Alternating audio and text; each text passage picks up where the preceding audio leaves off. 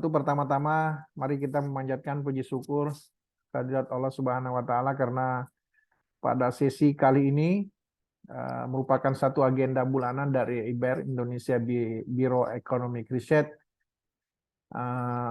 untuk menyelenggarakan sebuah diskusi, tapi saya kira bukan sekedar diskusi saja, tetapi kita bisa memberikan satu manfaat, memberikan satu nilai terutama kepada masyarakat dan pemerintah kita. Apalagi isu yang akan kita bahas pada kesempatan hari ini adalah saya kira sebuah isu yang sangat gurih-gurih sedap ya, pekerja anak ya.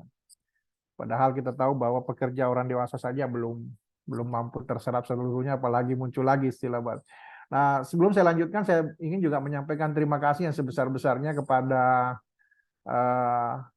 IBER. Ya, mohon maaf saya sebut aja langsung seperti itu, melalui Pak Ibrahim kemarin saya dihubungi untuk diberi sebuah mandat yang luar biasa menurut saya menjadi seorang moderator. Tanpa saya kira tidak perlu saya menjelaskan lebih banyak tentang hal ini. Perlu saya sampaikan kepada Bapak dan Ibu sekalian, nanti akan bergabung terus terang beberapa mahasiswa dari Universitas Hasanuddin karena ini menjadi sebuah isu yang sangat menarik.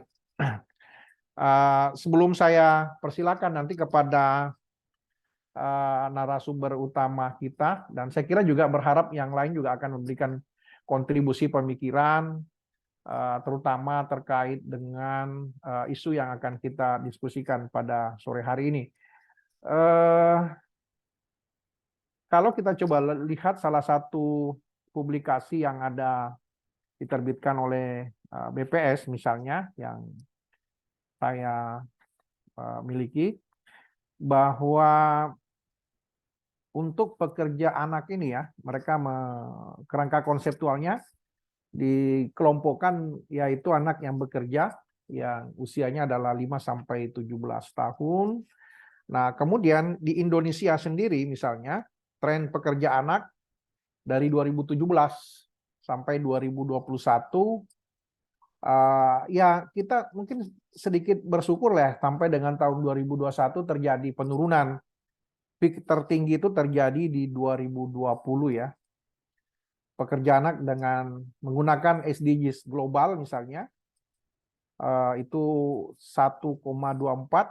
Kemudian kalau mengacu pada undang-undang ya, pekerja anak dengan pengukuran sesuai undang-undang yang ada di Indonesia hampir sama sih sebenarnya. Itu yang paling tinggi yaitu 1,33 juta orang.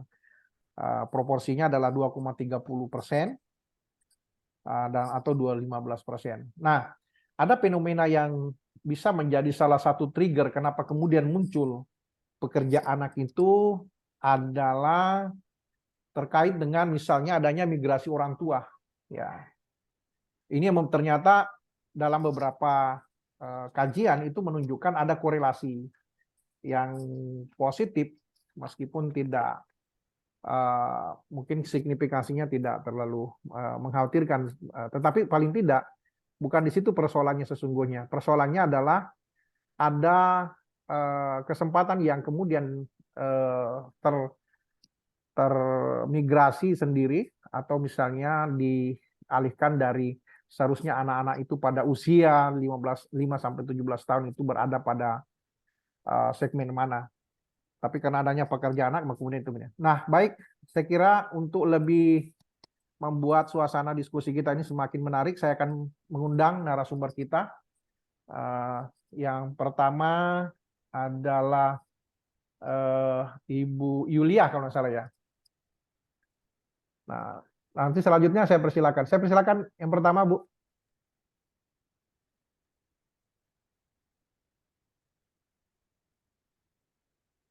Bu Yulia. Ya, silakan. Baik, ya, baik. Terima kasih Pak Mursalim. Sebelumnya, pertama sekali saya ucapkan Assalamualaikum warahmatullahi wabarakatuh. Terima kasih sebelumnya atas kesempatan yang diberikan oleh IBER kepada saya untuk memberikan sedikit hasil kajian yang sudah pernah saya lakukan. Dan juga terima kasih sebelumnya juga kepada Pak Ibrahim yang sudah menghubungi ya, di sini baru kelihatan ya Pak Ibrahim ya. Biasanya kita hanya lewat chat saja. Kemudian juga terima kasih juga sebelumnya saya ucapkan kepada Bu Elda yang sebagai nanti yang akan menanggapi dari hasil kajian saya. Mudah-mudahan hasil kajian saya ini akan memberikan hasil yang memberikan dampak yang positif juga lah bagi para peneliti, terutama yang tertarik mengenai masalah migrasi dan pekerja anak. Baik, saya izin mungkin share screen ya, Ibu mana Ibu Niki udah pergi ya. Baik Pak Ibrahim, saya izin ya share screen. Ya Bu, sudah bisa Bu. Ada kok Bu aku.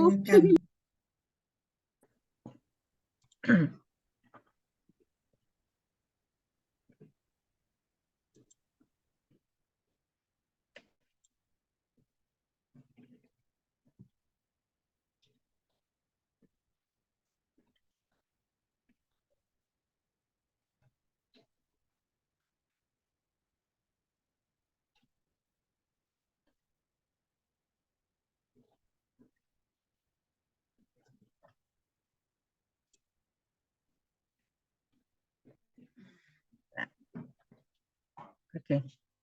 Sudah kelihatan Bapak Ibu? Sudah ya? Sudah Bu. Baik. Sudah Bu. Baik, di sini saya lihat juga hadir teman-teman saya sedang yang kuliah S3. Selamat datang Bapak Ibu. Alhamdulillah teman-teman saya S3 juga hadir, termasuk dosen dari Fakultas Ekonomi dan Bisnis Universitas Andalas. Terima kasih atas kehadirannya. Baik, Ibu Hera mungkin dan Bapak Ibu semua, saya sudah pernah mengkaji tentang migrasi orang tua dan pekerja anak di Indonesia. Kenapa saya tertarik ya mengkaji masalah migrasi orang tua, itu yang pertama. Karena sebagian besar migrasi itu dilakukan oleh orang yang sudah berkeluarga. Nah, itu yang pertama sekali yang membuat saya tertarik untuk mengkaji. Kenapa migrasi penduduk di Indonesia itu lebih didominasi oleh orang tua, hampir 60% ya. Kemudian gimana ya pengaruh terhadap anak? Kenapa? Karena pada umumnya orang pindah itu yang berkeluarga itu adalah untuk meningkatkan ekonomi rumah tangganya. Dengan adanya motivasi pindah karena dorongan ekonomi bagi rumah tangga, kira-kira anak-anak dilibatkan nggak bekerja sebagai pekerja anak di Indonesia? Nah, itu sebenarnya itu yang utama sekali yang saya pikirkan pada waktu sebelum membuat penelitian ini. Oke. Nah, jadi kalau kita lihat ya, Indonesia itu termasuk negara yang memiliki tingkat migrasi yang tinggi ya, di mana hampir 60% migran itu sudah berstatus keluarga atau kawin. Dan sekitar 73% migran itu berada pada usia produktif antara 15 sampai 40 tahun. Nah, mungkin jadi pertanyaan juga ya, kok Ibu pakai SPAS 2015 gitu ya. Karena penelitian saya ini menggunakan data IFRS 4. IFRS 5 itu pada tahun 2014. Nah, makanya penelitian ini menggunakan data yang 2015. Nah, pada saat itu Indonesia memang tingkat migrasi yang tinggi itu didominasi oleh penduduk sudah berkeluarga. Ya, hampir 60% penduduk sudah berkeluarga yang melakukan migrasi itu. Nah, kalau kita lihat keputusan bermigrasi bagi keluarga, tentu akan dipengaruhi oleh bagaimana orang tua, anak dan ibu. Kemudian bagaimana anak-anak. Nah, keluarga itu akan memutuskan bermigrasi atau tidak itu dengan membandingkan utilitas keluarga yang diharapkan di kota atau di daerah tujuan. Ya, dia akan membandingkan bagaimana utilitas yang diharapkan di kota itu dengan utilitas yang mereka dapat di pedesaan atau daerah asal. Nah, ketika utilitas di kota yang diharapkan mereka itu tinggi di kota, maka akan terjadi migrasi. Nah, keputusan itu akan selalu diikuti oleh atau dipengaruhi oleh bagaimana kondisi keluarga, termasuk kondisi anak.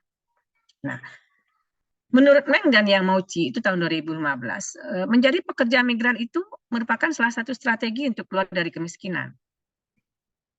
Nah, migrasi tenaga kerja yang dilakukan itu akan mewujudkan kehidupan yang lebih baik, ya. Nah, kesempatan kerja yang banyak di wilayah tujuan itu secara signifikan akan membuka peluang untuk memperbaiki kehidupan mereka dalam meningkatkan pendapatan.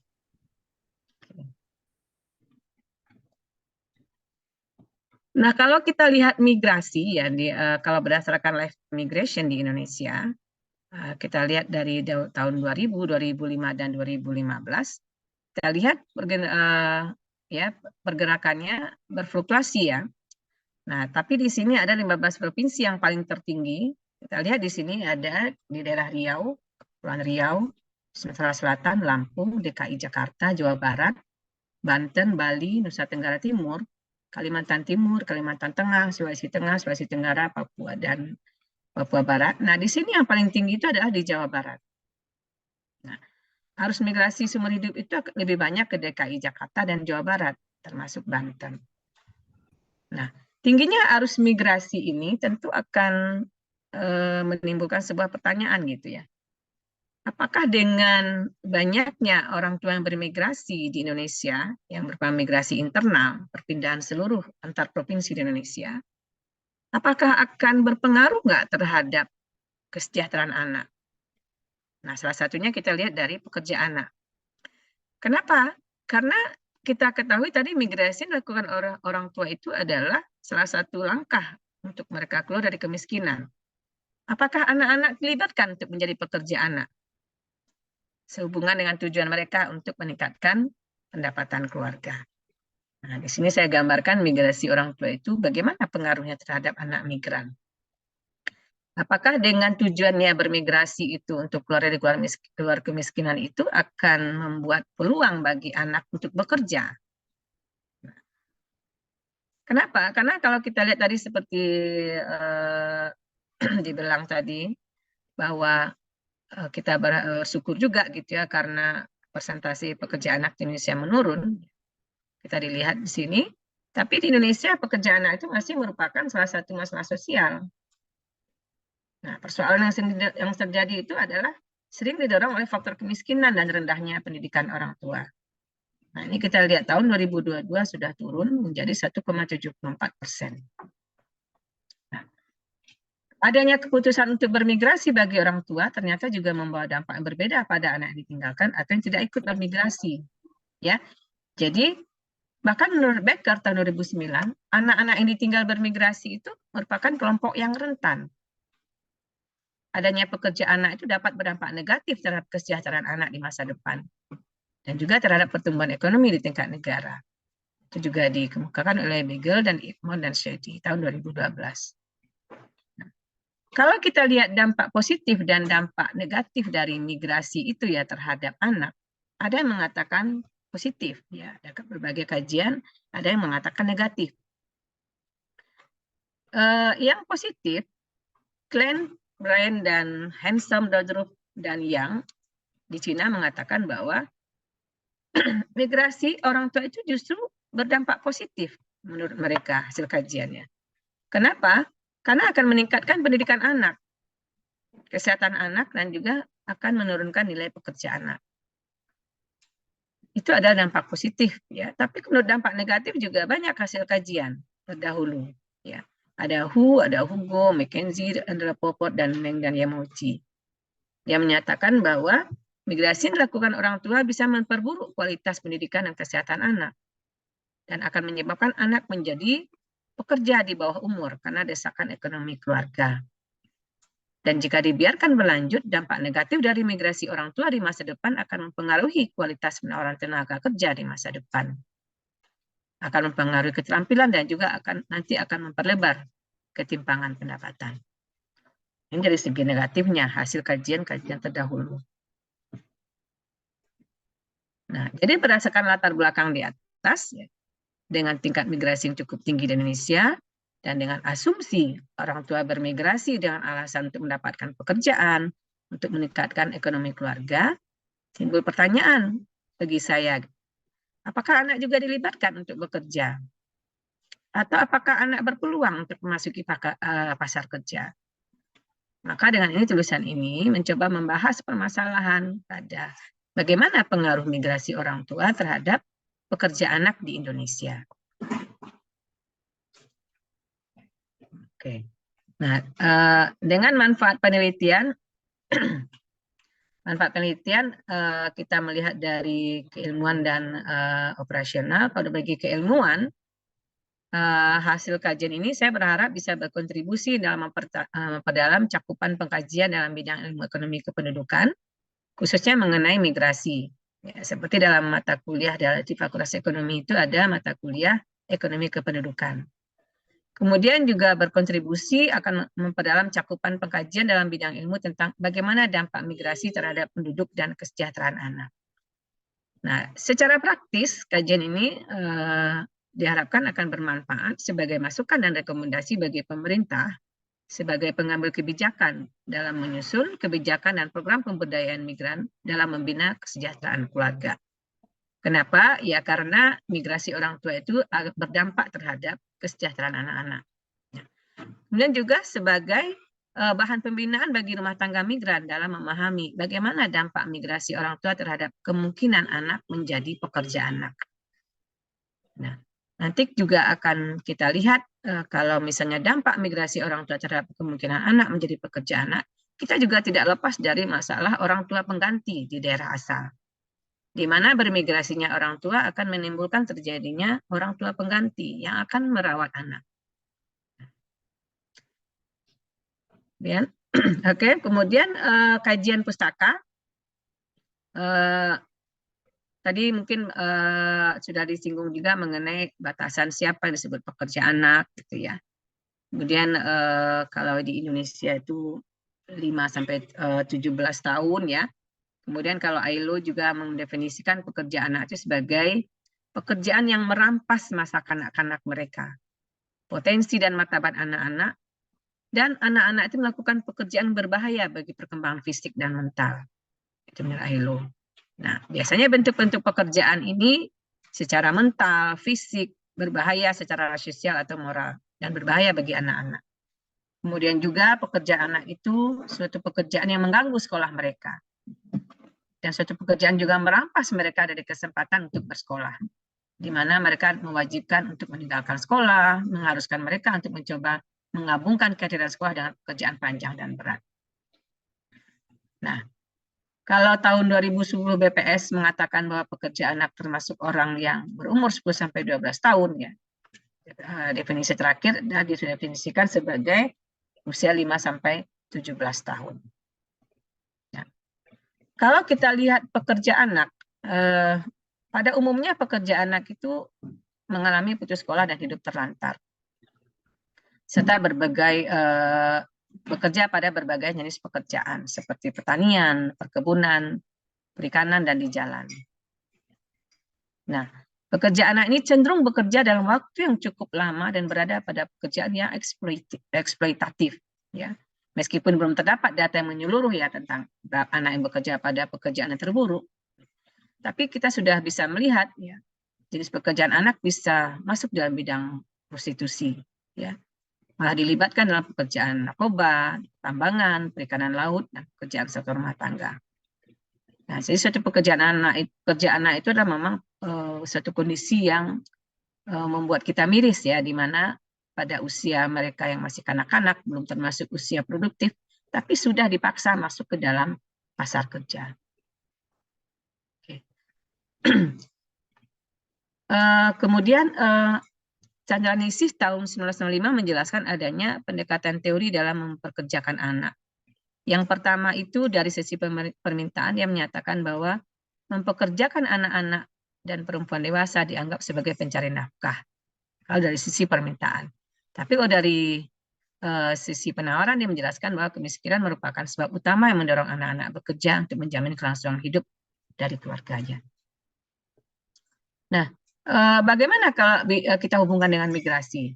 Nah, bila kita hubungkan dengan migrasi, adanya peluang kesempatan kerja dan kondisi ekonomi keluarga yang kurang menguntungkan, bisa juga menjadi salah satu penyebab terjadinya pekerja anak. Nah, dari berbagai penelitian, dapat diamati bahwa migrasi dan limitan yang dikirimkan dapat mempengaruhi anak menjadi pekerja anak. Nah, salah satu hasil kajian menunjukkan bahwa anak-anak yang bekerja ternyata bukan untuk memenuhi kebutuhan hidup sendiri, melainkan justru untuk memenuhi kebutuhan ekonomi keluarga. Maka dengan semakin tinggi upah pekerja anak, semakin menarik bagi rumah tangga melepaskan anak-anak mereka untuk menjadi pekerja anak. Nah, berdasarkan itu, maka saya melakukan kajian dengan melihat bagaimana hubungan antara migrasi orang tua itu dengan pekerja anak.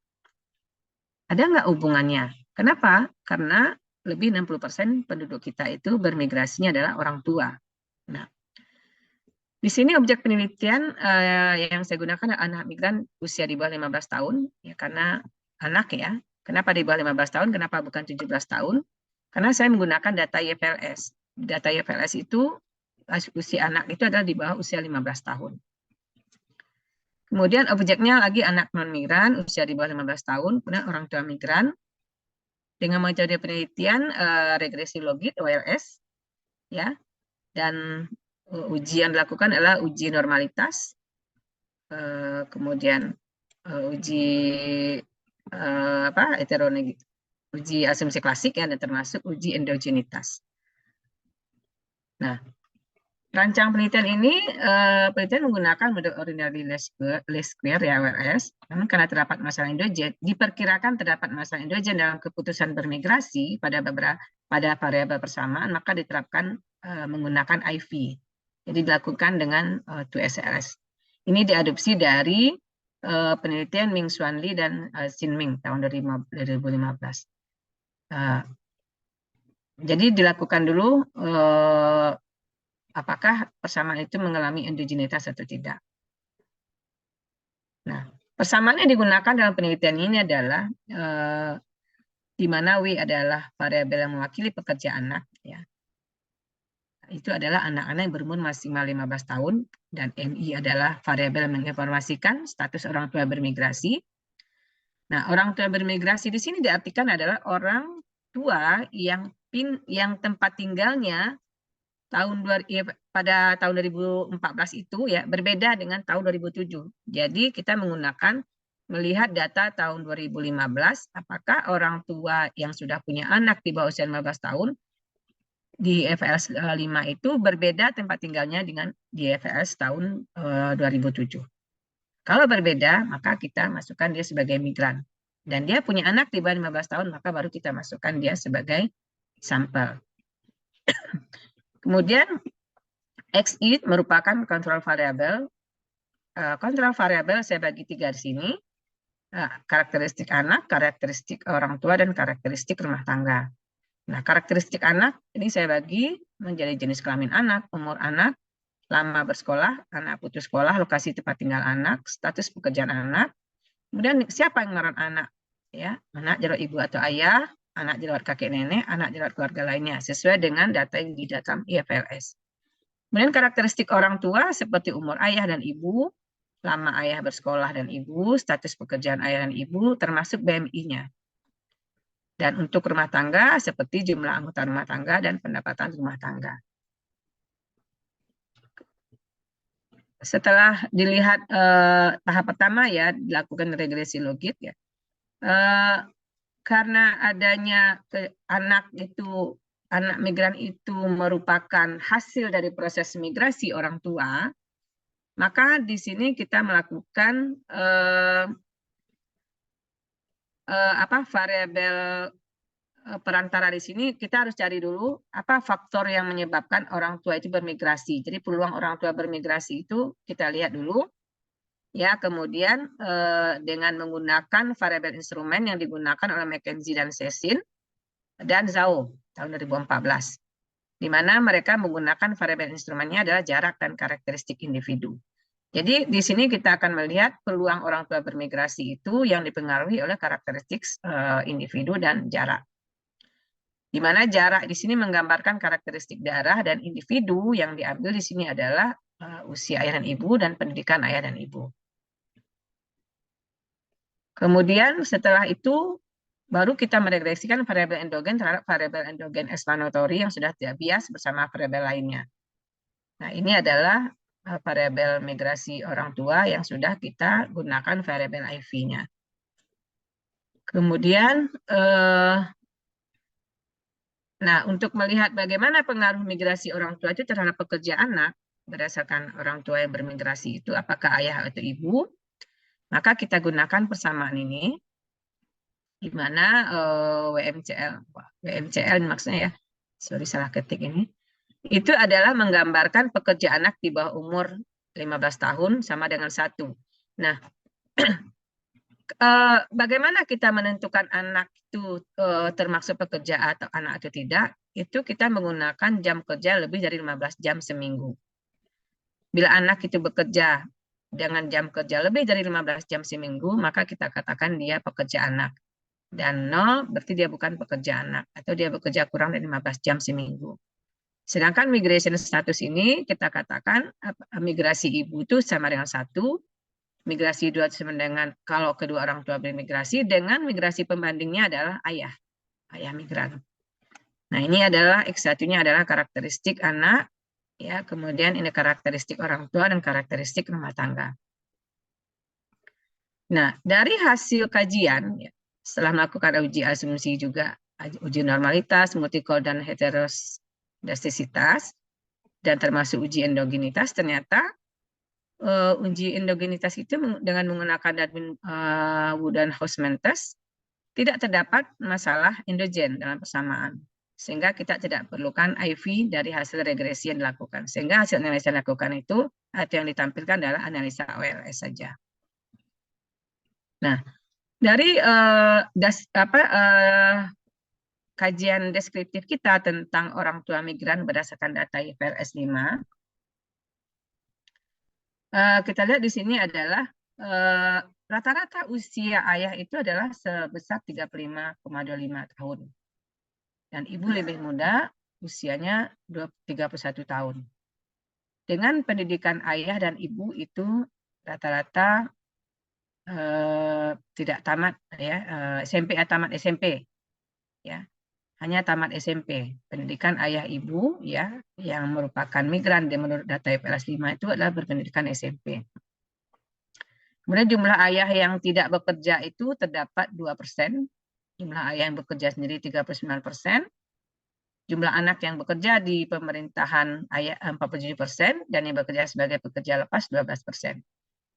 Sedangkan jumlah ibu yang bekerja, ibu yang migran yang tidak bekerja itu lebih banyak ya, 42%. Tapi yang bekerja juga banyak, bekerja sendiri sebesar 33%. Dan yang bekerja di swasta atau pemerintahan itu sebesar 21% dan ibu yang bekerja sebagai pekerja lepas 4%. Dan jumlah ayah yang BMI-nya normal itu 62% dan ibu yang BMI normalnya 58%. Nah, bagaimana karakteristik anak migran di Indonesia? Ternyata karakteristik anak migran di Indonesia itu lebih banyak laki-laki daripada perempuan. Lebih 50% anak migran itu adalah laki-laki. Nah, dengan rata-rata lama pendidikan anak itu 3,9 tahun. Rata-rata usia anak 4,8 tahun. Jadi, anak migran yang di IFRS 5 itu memang usianya sangat rendah ya. Rata-rata ya, kalau kita rata-rata di bawah 5 tahun. Jumlah anak putus sekolah sangat kecil sekali, 1%. Nah, jumlah anak yang tinggal di kota 57%. Kemudian anak perempuan yang tidak bekerja ada 40%.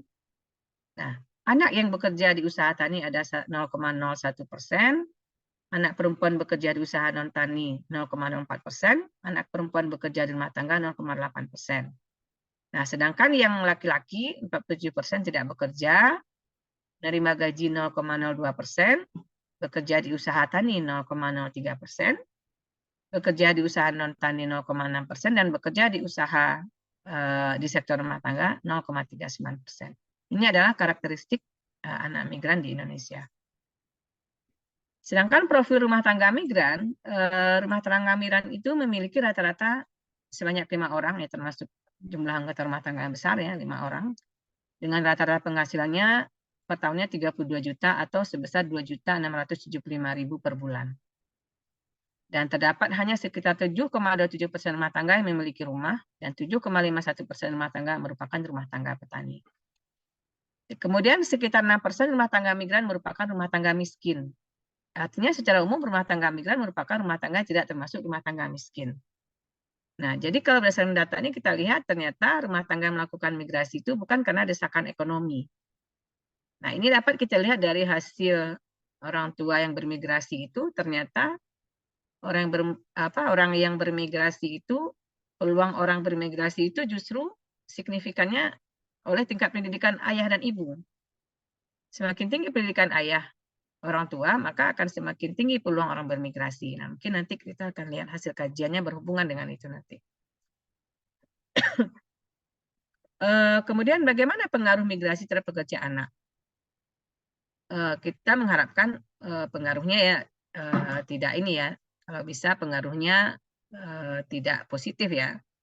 Artinya jangan sampai migrasi orang tua itu akan mempengaruhi pekerja anak, karena merupakan salah satu dampak negatif dari migrasi kalau seandainya terjadi.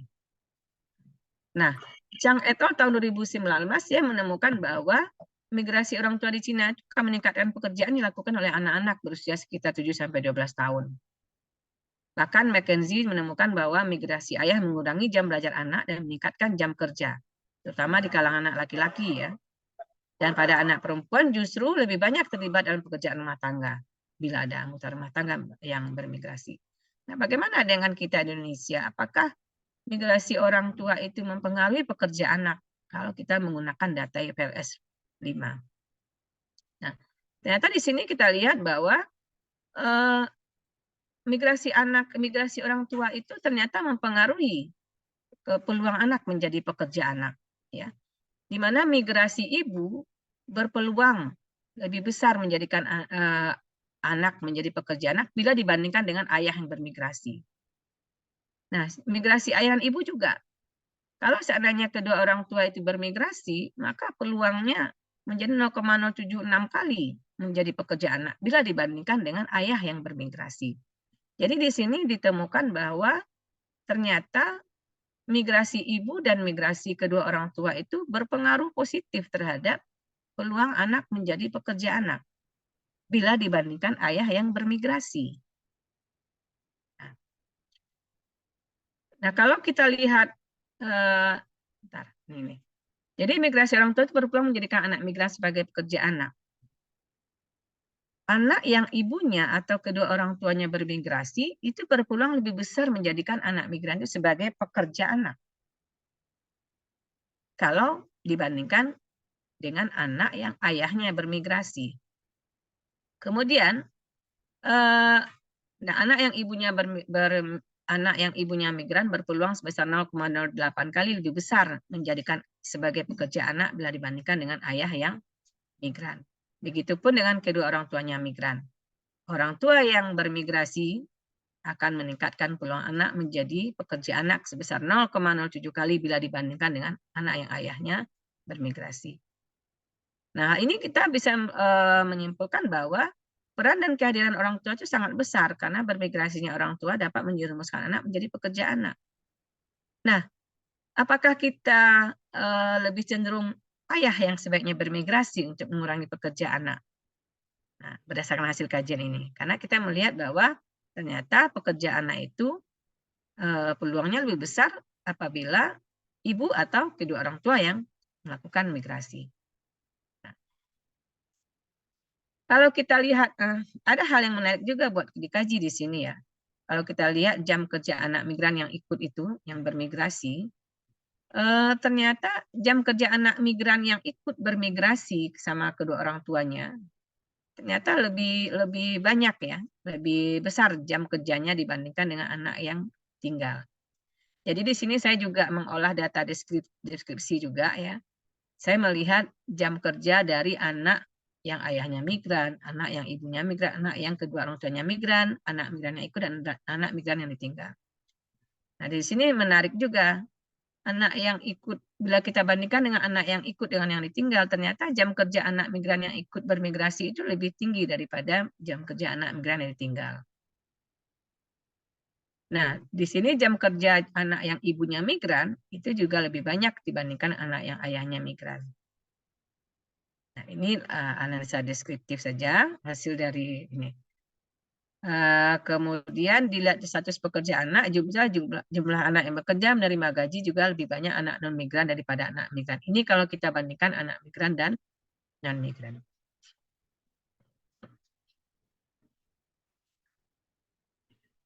Sebentar saya mau minum.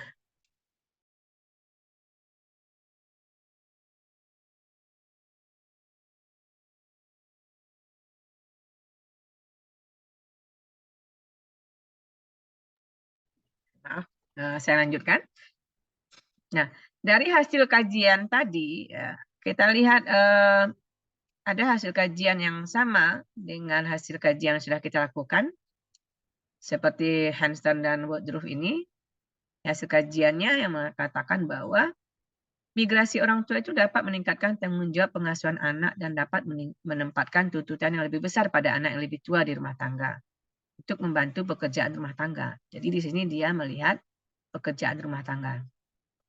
Nah, migrasi orang tua di Cina juga diikuti oleh peningkatan pekerjaan yang dilakukan oleh anak-anak berusia sekitar 7-12 tahun.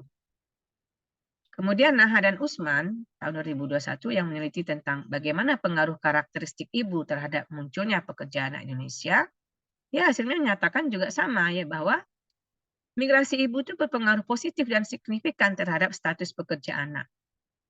Di mana kecenderungan anak yang memiliki ibu dengan status migran recentnya untuk bekerja 1,294 kali dibandingkan dengan anak yang memiliki ibu dengan status bukan migran recent. Jadi di sini membandingkan antara ibu yang migran dengan yang non-migran. Ternyata ibu yang migran itu juga berpeluang meningkatkan anak menjadi pekerja anak itu sebesar 1,294 kali. Nah, hasil penelitian ini menemukan bahwa mungkin ya lebih baik ayah yang bermigrasi ya agar peluang anak menjadi pekerja anak menjadi kecil bila dibandingkan dengan ibu atau kedua orang tua yang bermigrasi. Nah, namun hasil penelitian ini juga tidak sesuai dengan hasil kajian beberapa peneliti seperti McKenzie dan Rapoport itu menemukan bahwa justru migrasi ayah itu akan meningkatkan jam kerja dibandingkan ibu. Nah, di mana kalangan anak-anak usia 12-15 tahun dan perempuan 16-18 tahun. Nah, kemudian menurut Basu dan Van ya, dia mengatakan bahwa sejauh migrasi tenaga kerja keluar sejauh migrasi tenaga kerja keluar mendorong upah yang lebih tinggi untuk orang dewasa dan waktu luang adalah barang normal, maka partisipasi pasar tenaga kerja anak akan turun. Kemudian hasil yang diperoleh ketika membandingkan status pekerja anak dengan kondisi migrasi yang dilakukan ibu bahwa ibu yang melakukan migrasi sendiri akan memperkecil peluang bagi anaknya untuk menjadi pekerja anak. Ini hasil yang bertentangan dengan hasil kajian. Nah, kemudian penelitian Rizky tahun 2019 juga menyebutkan bahwa migrasi oleh ibu saja akan menurunkan kemungkinan anak untuk bekerja bila dibandingkan dengan migrasi oleh kedua orang tua. Jadi di sini dia membandingkan dengan migrasi kedua orang tua. Dan penelitian Trang dan Lirin juga menyatakan bahwa migrasi oleh ibu akan mengurangi jumlah pekerja anak dalam rumah tangga. Nah, kalau berdasarkan karakteristik secara umum, kalau kita melihat bagaimana faktor yang mempengaruhi anak itu menjadi pekerja anak dengan membandingkan dengan memasukkan sampelnya adalah migran dan non-migran atau seluruhnya anak-anak yang ada di data IPLS itu, anak yang putus sekolah memang berpeluang menjadi pekerja anak dibandingkan dengan yang tidak putus sekolah atau masih sekolah. Kemudian anak yang tinggal di kota berpeluang lebih kecil untuk menjadi pekerja anak dibandingkan dengan anak yang tinggal di desa. Itu kalau karakteristik anak. Kalau karakteristik orang tua juga mempengaruhi peluang anak menjadi pekerja anak. Semakin tinggi usia dan pendidikan ayah, maka akan semakin kecil peluang anak menjadi pekerja anak. Dan namun ibu yang bekerja berpeluang menjadikan anak sebagai pekerja anak bila dibandingkan dengan ayah yang bekerja. Ya. Anak dengan kepala rumah tangga perempuan biasanya memiliki peluang yang lebih besar untuk menjadi pekerja anak dibandingkan dengan anak yang memiliki kepala rumah tangga laki-laki. Hal ini dikarenakan rumah tangga itu lebih miskin apabila kepala rumah tangganya adalah perempuan. Sedangkan untuk rumah tangga, karakteristik rumah tangga, jumlah anggota rumah tangga dan pendapatan rumah tangga juga berpengaruh terhadap peluang anak menjadi pekerja anak. jumlah anggota rumah tangga yang mempengaruhi peluang anak menjadi pekerja anak adalah positif dan signifikan. Artinya, semakin banyak jumlah anggota rumah tangga, maka akan semakin besar beban keluarga. Maka akan semakin besar peluang anak dilibatkan dalam dunia kerja untuk menjadi pekerja anak. Nah, jadi berdasarkan uraian di atas, dapat disimpulkan bahwa migrasi orang tua mempengaruhi pekerja anak, di mana anak yang ibunya bermigrasi atau kedua orang tuanya bermigrasi berpeluang lebih besar untuk menjadi pekerja anak bila dibandingkan apabila ayahnya yang bermigrasi. Nah, maka dari ini hasil kajiannya dapat disimpulkan bahwa migrasi orang tua berpengaruh positif terhadap peluang anak menjadi pekerja anak. Anak yang ibunya bermigrasi atau yang kedua orang tuanya bermigrasi berpeluang menjadikan anak migran sebagai pekerja anak yang lebih besar bila dibandingkan dengan anak yang ayahnya bermigrasi. Kemudian peluang anak laki-laki menjadi pekerja anak lebih kecil bila dibandingkan dengan anak perempuan. Kemudian lamanya anak bersekolah, anak yang putus sekolah, dan anak yang tinggal di kota juga berpeluang menjadikan anak sebagai pekerja anak. Sedangkan usia ayah, lama pendidikan ayah berpengaruh negatif terhadap peluang anak menjadi pekerja anak. Dalam artian semakin tinggi usia dan pendidikan ayah, maka peluang anak menjadi pekerja anak akan semakin berkurang. Sebaliknya, ibu yang bekerja dan jumlah anggota rumah tangga berpengaruh positif terhadap peluang anak menjadi pekerja anak. Ya. Karena ibu yang bekerja diduga bertujuan untuk membantu memenuhi kebutuhan keluarga dan sebagai kepala keluarga, sehingga adanya ibu yang bekerja biasanya akan diikuti oleh peluang anak untuk menjadi pekerja anak. Nah, saran ya dan usulan kebijakan. Hasil estimasi menunjukkan bahwa migrasi ibu dan kedua orang tua berpengaruh positif terhadap peluang anak menjadi pekerja anak bila dibandingkan dengan ayah yang bermigrasi. Dan hal ini didukung juga oleh kecenderungan anak menjadi pekerja anak apabila anak putus sekolah, maka diperlukan peranan orang tua dan orang tua pengganti agar mendorong anak dapat menyelesaikan masa sekolahnya dan tidak terjun dalam dunia kerja sebelum waktunya. Di samping itu, mungkin perlu juga pembinaan dalam pengelolaan remitan yang diperoleh agar lebih berpotensi untuk pencapaian pendidikan, sehingga anak menyelesaikan masa sekolahnya dan akan mengurangi kemungkinan terjadinya pekerja anak. Kemudian saran untuk penelitian lanjutan mungkin diperlukan juga ya, karena saya di sini tidak memasukkan variabel remitan. Mungkin juga perlu juga nanti penelitian lanjutan dengan memasukkan variabel remitan dalam mencari keseimbangan pencapaian kesejahteraan anak. Karena kalau seandainya remitan dimanfaatkan untuk meningkatkan pendidikan anak, terutama bagi anak migran, maka peluang anak migran menjadi pekerja anak akan kecil. Baik, mungkin hanya itu yang bisa saya sampaikan dalam kajian ini. Mudah-mudahan hasil kajian ini bisa menambah wawasan kita semua mengenai masalah pekerja anak yang dihubungkan dengan migrasi orang tua. Sebenarnya kajian saya ini juga sudah ada juga mengkaji tentang bagaimana migrasi orang tua itu hubungannya dengan pendidikan anak. Ini bagaimana pula dengan kesehatan anak. Ya mungkin nanti selanjutnya kalau seandainya masih ada kesempatan, saya akan memberikan membagi juga hasil kajian tersebut. Namun untuk saat ini saya hanya membahas tentang topik bagaimana sih hubungan antara migrasi orang tua itu dengan pekerjaan anak. Yang ternyata hasilnya adalah positif, khususnya bagi migrasi ibu dan migrasi kedua orang tua. Baik, Ibu Niki, mungkin itu hasil kajian yang mungkin dapat saya sampaikan. Mungkin ada beberapa saran mungkin atau masukan yang mungkin akan lebih memperbaiki hasil kajian atau lebih menambah luasnya hasil kajian ini. Saya persilakan. Terima kasih. Assalamualaikum warahmatullahi wabarakatuh. Waalaikumsalam warahmatullahi wabarakatuh. Saya kembalikan kepada Pak Mursalim. Baik. Ya. Waalaikumsalam warahmatullahi wabarakatuh. Saya kira ulasan yang disampaikan dari Ibu Yulia Anas berdasarkan hasil kajian melalui sebuah penelitian yang telah dilakukan sangat memang memberikan informasi dan insight bagi kita. Karena Ibu Yulia ini juga memang di bidangnya bahwa beliau adalah Ketua Lembaga Penelitian Ekonomi Regional pada Fakultas Ekonomi dan Bisnis Universitas Andalas ya untuk tahun 2022 sampai insya Allah 2024 ya. Selain itu aktivitas Ibu Yulia juga ini adalah sebagai Ketua Pusat Kegiatan Konsultasi Pelayanan Masyarakat dan Ketenagakerjaan Universitas Andalas ya kira-kira 10 tahun yang lalu ya. Nah, dengan demikian, bekal keilmuannya saya kira sangat memberikan insight bagi kita, terutama dalam hal berbicara tentang ketenagakerjaan, lebih spesifik lagi misalnya dengan pekerja anak. Ya. Baik, kesempatan berikutnya akan penyampaian dari Ibu Yulia ini akan ditanggapi oleh Ibu Elda Luciana Pardede. Sebelumnya saya perlu sampaikan bahwa Ibu Elda ini adalah dosen tetap pada Departemen Ilmu Ekonomi, Magister Ekonomi Kependudukan dan Ketenagakerjaan Fakultas Ekonomi dan Bisnis Universitas Hasanuddin. Universitas Indonesia.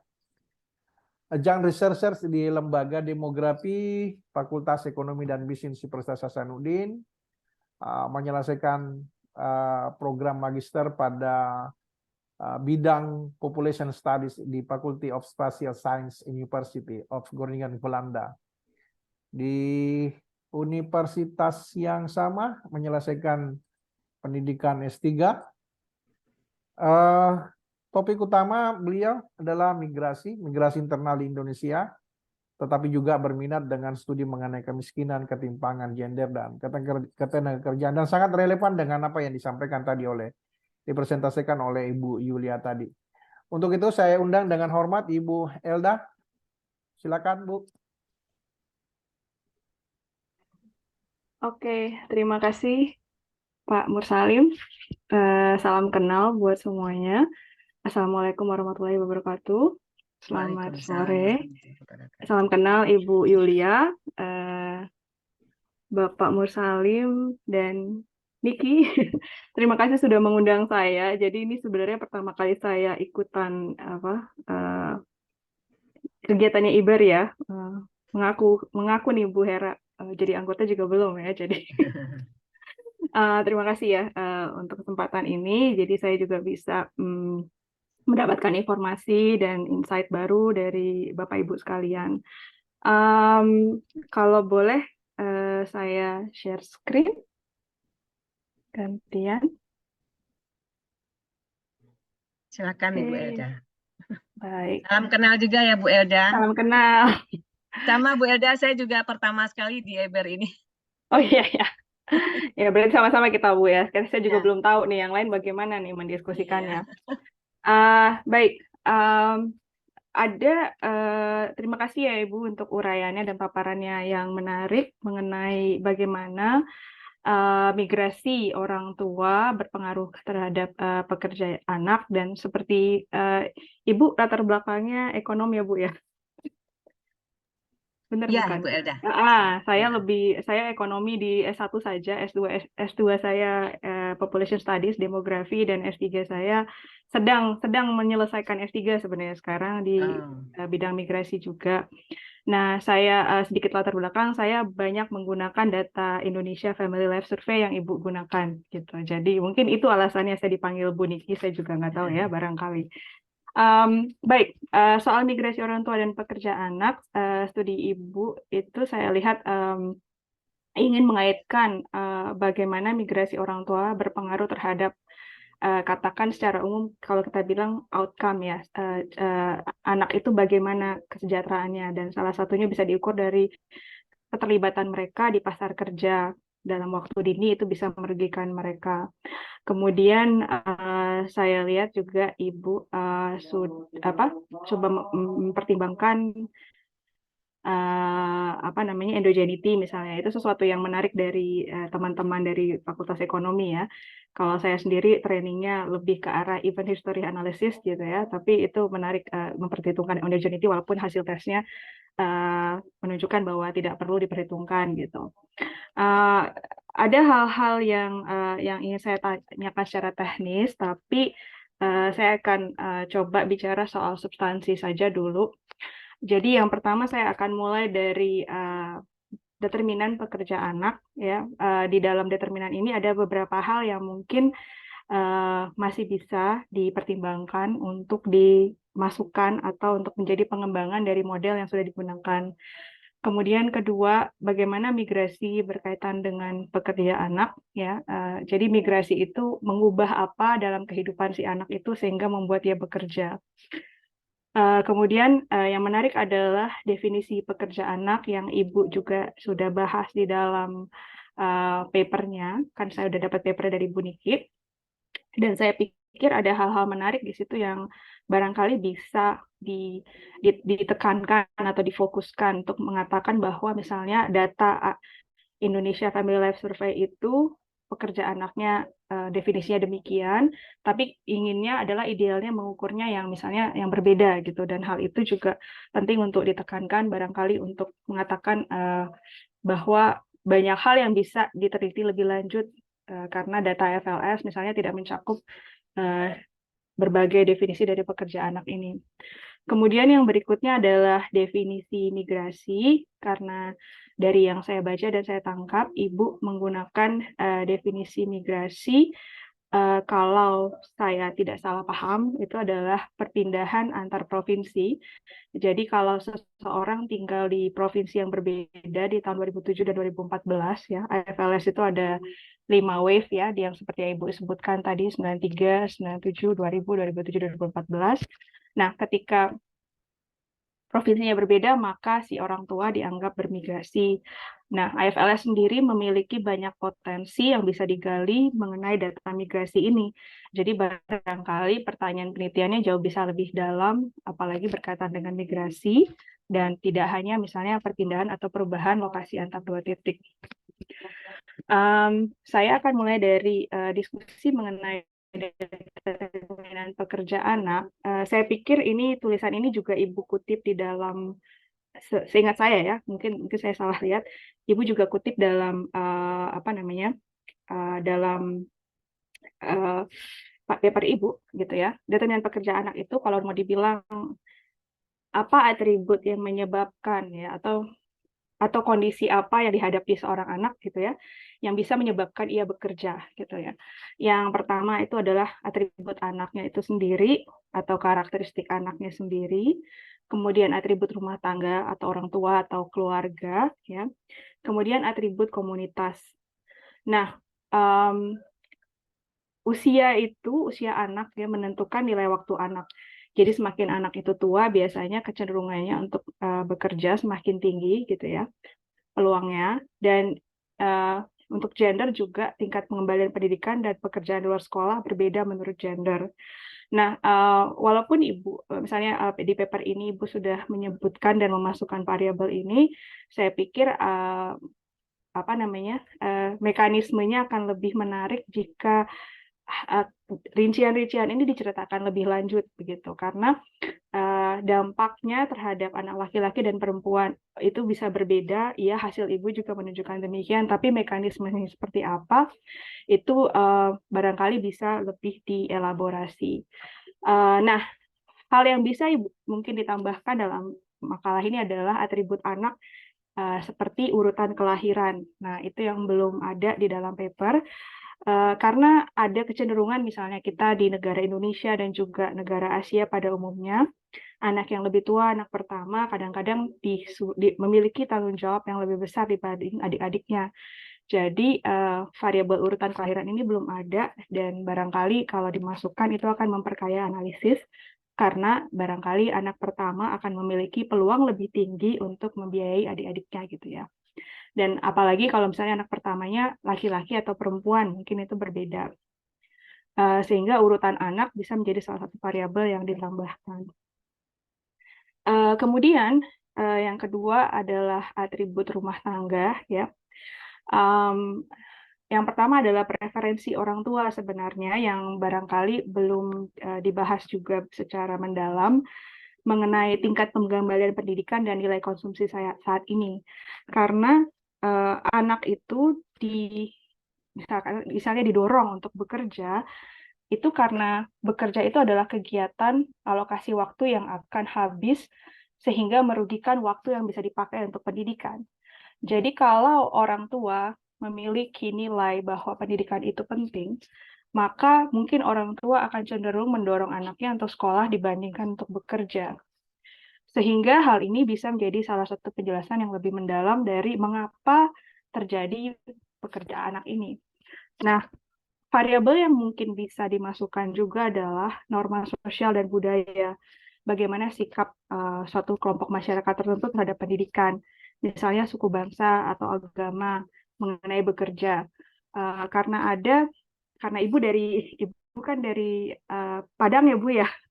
Nah, setahu saya orang dari Minang itu Padang. sudah punya orang Minang itu sudah punya tradisi lama untuk sangat-sangat menghargai pendidikan gitu ya. Dan itu ada penelitiannya gitu ya. Jadi barangkali hal ini juga bisa menjadi penjelasan mengapa ada sekelompok masyarakat tertentu mungkin lebih mendorong anaknya bekerja misalnya dibandingkan sekolah gitu ya. Dan misalnya kita bisa lihat misalnya Tomagola pernah membandingkan bagaimana pandangan terhadap pendidikan dibandingkan antara misalnya suku Minang dengan suku Banten misalnya seperti itu. Nah, kemudian di dalam paper Ibu juga sudah membahas mengenai apakah anak itu bekerja di usaha tani atau non-tani. Nah, barangkali itu bisa dikembangkan untuk melihat apakah keluarga punya usaha ya, punya usaha keluarga terlibat di usaha tani atau non-tani, dan itu datanya di AFLS.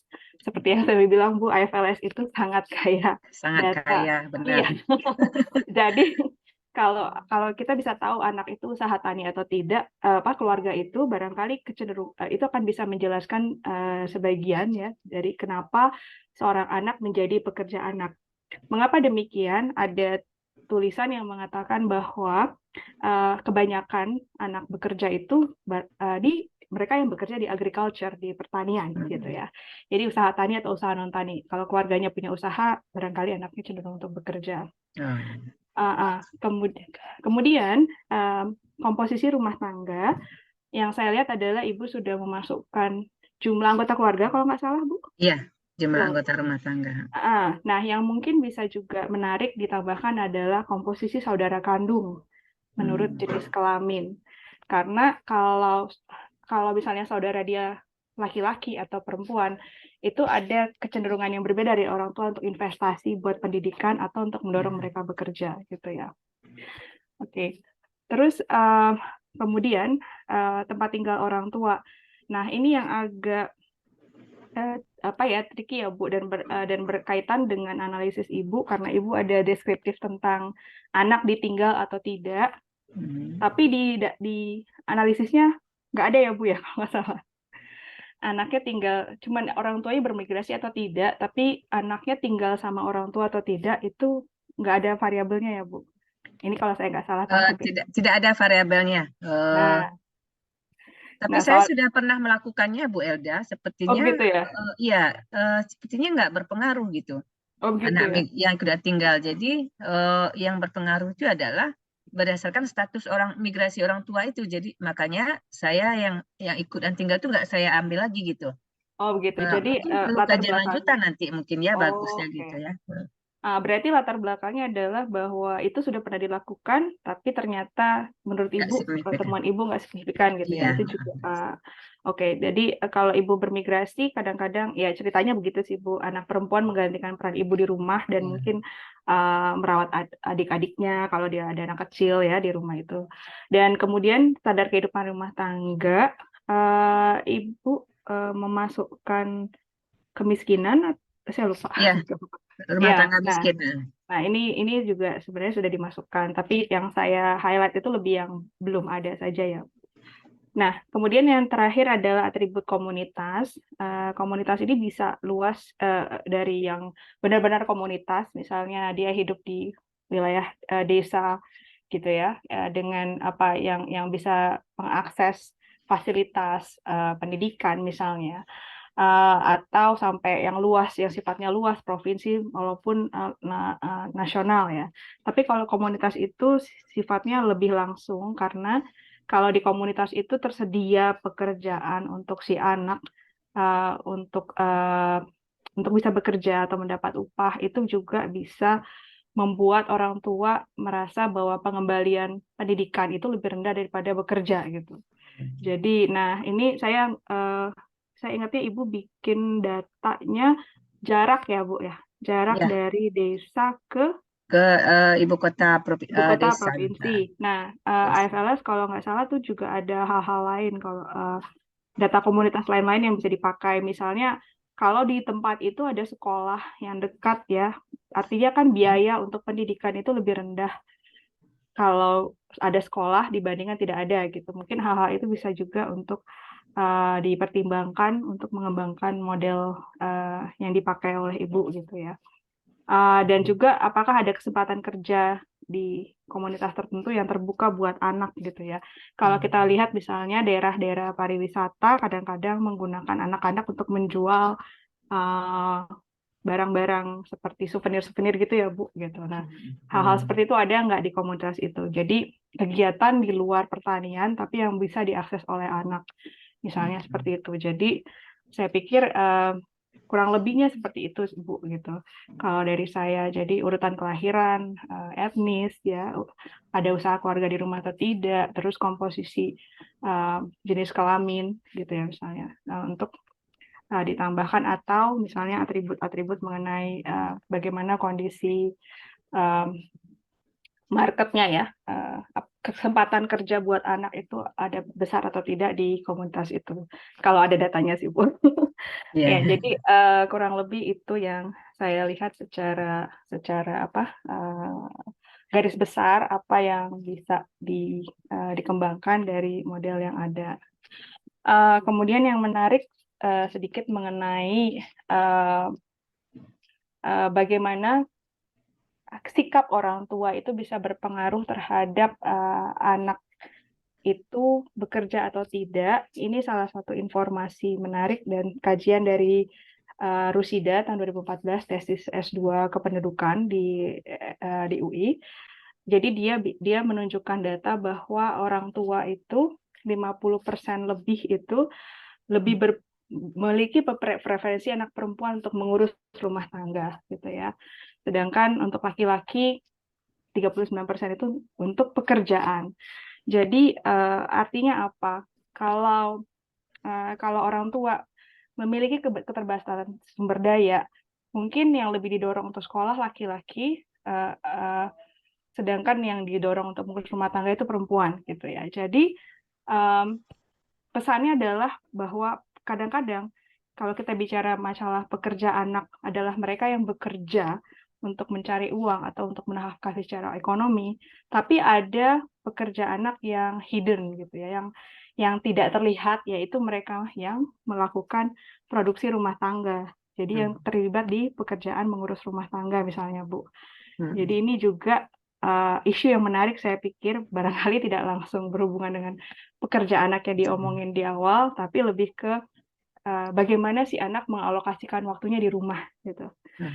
Bisa jadi dia harus banyak terlibat, misalnya ngurus adiknya ya, karena kebanyakan kan begitu, kalau misalnya tidak punya uang, tidak punya dana misalnya untuk minta bantuan orang lain atau tidak ada keluarga lain, kadang-kadang anak harus terlibat dalam banyak pekerjaan yang mungkin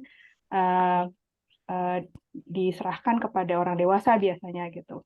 Nah, ini salah satu penjelasan di balik layar mengapa mungkin pekerja anak itu bisa spesifik gender gitu loh, dan juga belum tentu perempuan yang tidak bekerja ya di luar rumah itu tidak bekerja di dalam rumahnya gitu. Jadi itu juga isu yang menarik untuk dieksplorasi. Kemudian yang juga saya tangkap dari paper Ibu adalah kalau kita mau meletakkan migrasi dalam determinan pekerja anak, letaknya di mana gitu. Dan itu yang barangkali perlu sedikit ditegaskan. Saya membayangkan bahwa migrasi orang tua itu berpengaruh terhadap apakah anak bekerja atau diutamakan pendidikannya, karena migrasi memengaruhi standar hidup keluarga, tata kelola ekonomi rumah tangga, dan pengambilan keputusan. Jadi karena migrasi orang bisa jadi memiliki standar hidup ekonomi yang lebih tinggi, sehingga mereka malah mencegah misalnya pekerja anak gitu. Atau tata kelola ekonomi rumah tangga, karena orang tertentu misalnya ayahnya tidak ada atau ibunya tidak ada, tata kelola ekonomi rumah tangga berubah gitu. Misalnya TKW yang pergi ke luar negeri bisa dikelola oleh ayahnya misalnya.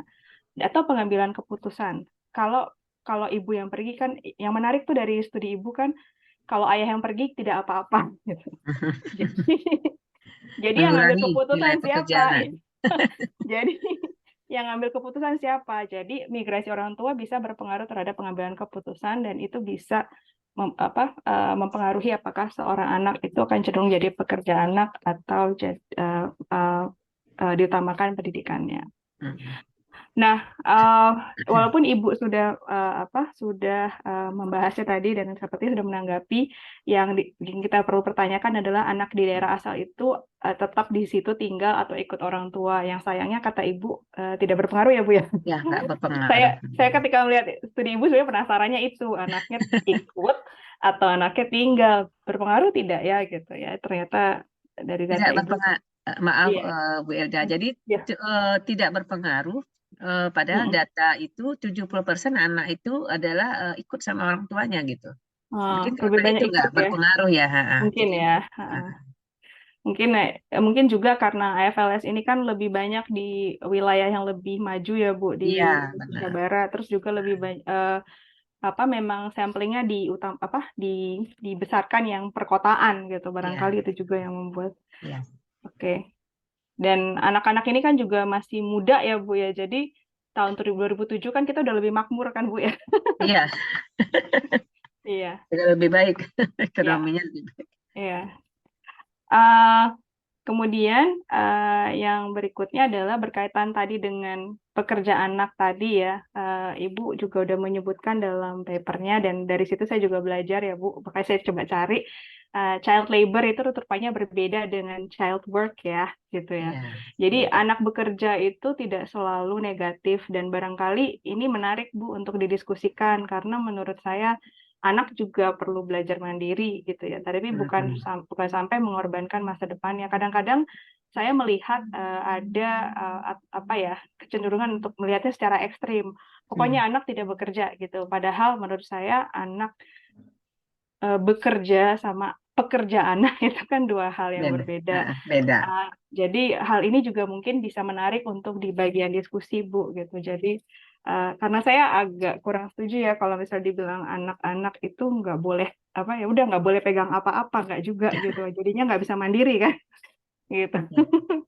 Nah, pertanyaannya adalah seberapa jauh definisi ini diikuti dalam analisis, karena yang ada kan hanya jam kerja ya Bu ya. Ya, jam kerjanya jam kerja lebih dari 15 jam maka kita katakan dia pekerja anak. Nah, itu padahal dari definisi yang udah Ibu paparkan, definisinya kan lebih luas ya. Harmful kan, yang bisa merusak perkembangan fisik dan mental, dan ini juga barangkali menarik untuk didiskusikan di belakang gitu ya, di hasil diskusi bilang bahwa AFLS itu tidak bisa menangkap serinci ini child labor yang definisinya luas gitu. Nah, kebanyakan ya Bu? Enggak, terima kasih banyak Bu Elda. Iya. Nah, yang berikutnya adalah ini menarik, dan saya duga Ibu sudah ngutip ini sebenarnya. Jadi dia ada tabel yang saya baca bahwa kebanyakan ya di Nepal tahun 99, mungkin sekarang kondisinya sudah sangat jauh berbeda ya. Dan kalau untuk Indonesia saya nggak tahu apakah bisa kita hitung seperti ini gitu. Mungkin bisa dari Sakernas, tapi Sakernas itu dari 15 tahun ke atas ya. Maunya yang lebih muda. Nah, anak-anak yang bekerja di rumah tangga dan di pasar kayak gitu, yang ada uang dan di rumahnya saja, itu perempuan itu 15,5% Bu gitu. Jadi kalau kita bicara tentang beban ya, beban anak ya, sebenarnya hal ini juga menarik. Nggak hanya mereka bekerja untuk upah saja, tapi juga di rumah mereka bekerja gitu. Jadi seberapa besar kerja mereka di rumah gitu, kalau mereka kerja juga di pasar. Dan ini untuk kalau mereka, ini buat yang tidak sekolah ya, ini buat yang sekolah. Jadi sama-sama besar juga buat perempuan itu rumah tangga di pasar dan di sekolah. Jadi sangat-sangat gender bias sebenarnya Bu ya soal pekerja anak ini kalau kita masukkan juga unsur produksi dalam rumah tangga ya, pekerjaan di dalam rumah gitu. Dan itulah yang mungkin perlu dikembangkan juga dalam ceritanya, dalam diskusinya bahwa tidak sepenuhnya anak bekerja ya, bekerja itu hanya bisa dilihat dari yang mereka terlibat dalam pasar kerja, tapi juga barangkali mereka terlibat dalam berbagai macam pekerjaan di rumah tangga. Ya. Nah, itu Bu. Oke. Kemudian lagi ya Bu, sedikit lagi. Ya, silakan. Kemudian definisi. Oh ya, saya baca paper Ibu dan melihat jumlah respondennya. Kayaknya yang migrasi itu sedikit ya Bu, ratusan ya. Berapa ratus ya? Kalau nggak 400 salah. berapa tiga? Yang terpakai itu regresi itu hanya 307. Nah, Dari ini dugaan saya ya Bu, barangkali karena lokasi yang dipakai hanya hingga level provinsi. Ya. Kalau karena di IFLS itu sebenarnya untuk antar waktu 2007-2014, Ibu bisa hitung sampai level pindah antar Desa. kecamatan. Desa. Kecamatan. Kalau desa nggak ada kodenya, Kecamatan, tapi kecamatan ya, dikasih kecamatan. kodenya.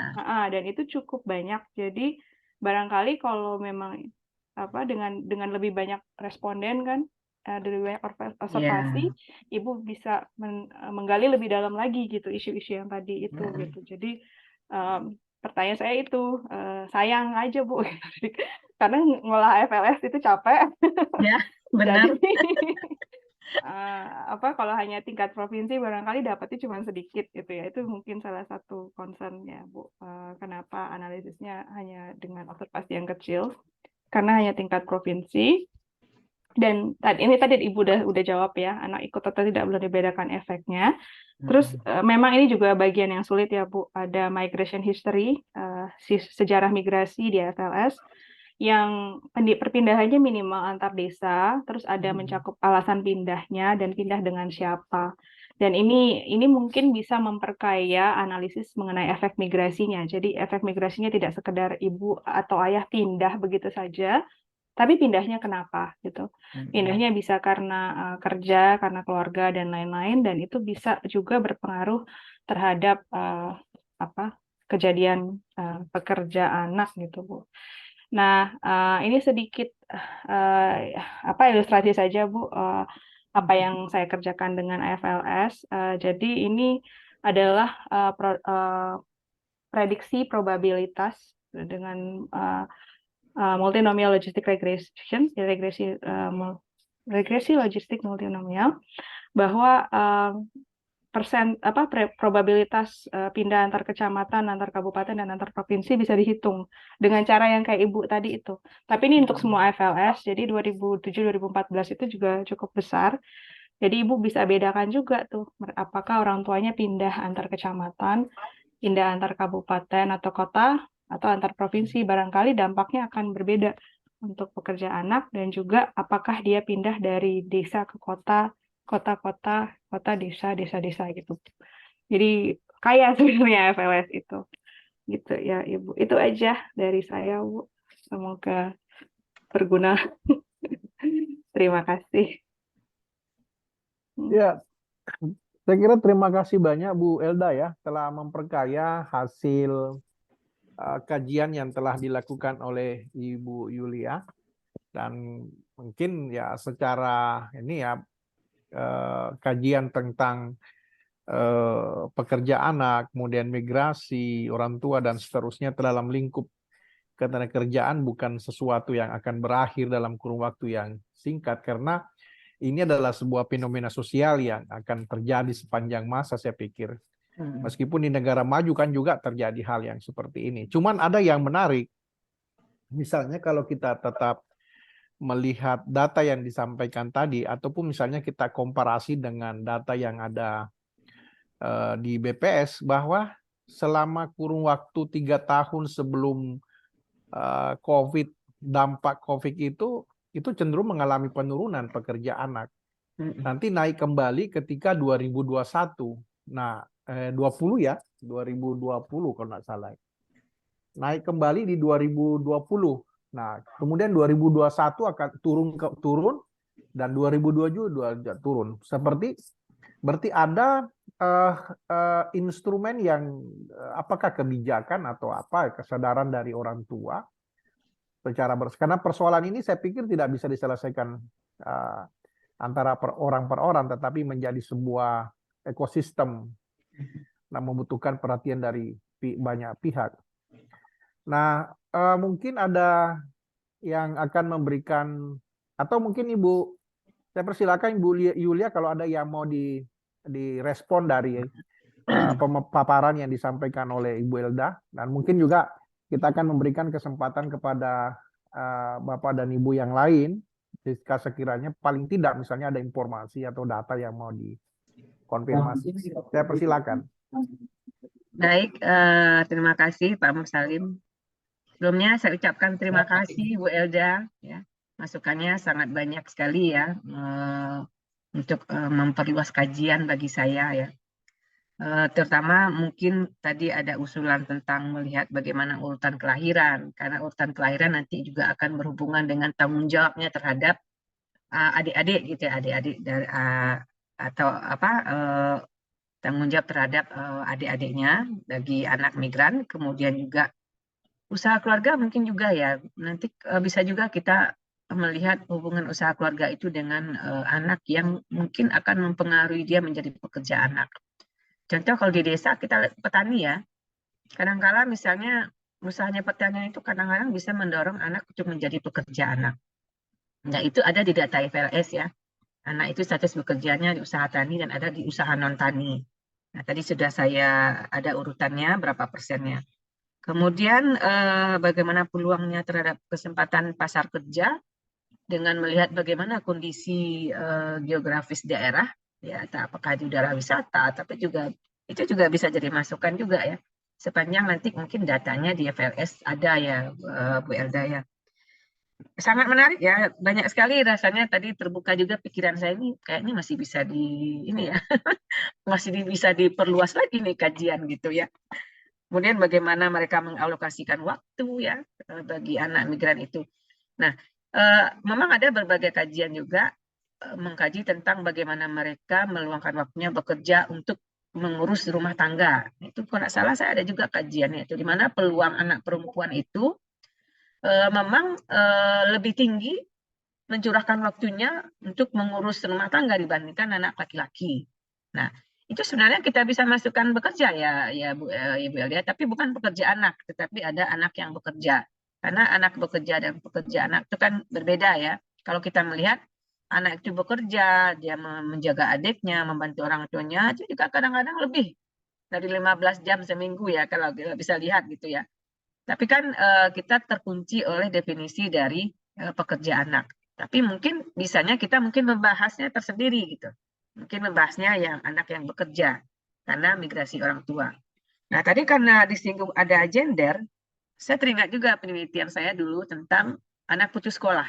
Ini saya mengkaji tentang bagaimana resiko anak putus sekolah itu di daerah-daerah yang beresiko tinggi terjadinya putus sekolah. Ada daerah pantai, daerah hutan, dan daerah perkebunan. Nah, di daerah perkebunan itu memang kita miris sekali melihat bahwa putus sekolah anak perempuan itu lebih tinggi dibandingkan laki-laki. Karena kan apa? Karena anak perempuan itu disuruh menjaga adiknya di rumah. Sehingga mereka terpaksa putus sekolah. Ibunya kemana? Bapaknya kemana? Ibu dan bapaknya bekerja di perkebunan. Sementara anak perempuan menjaga adiknya. Nah, jadi memang menarik juga kalau kita mengkaji nanti anak yang bekerja saja. Ya Bu Elda, mungkin nanti kita bisa kerjasama Bu Elda. Saya suka sekali karena Bu Elda memang bagian ini ya, bagian kependudukan ya. Memang kalau saya dulu S1-nya, saya mengkaji tentang hubungan migrasi dengan upah. Kemudian S2-nya, saya mengkaji tentang bagaimana migrasi sirkuler di sektor informal.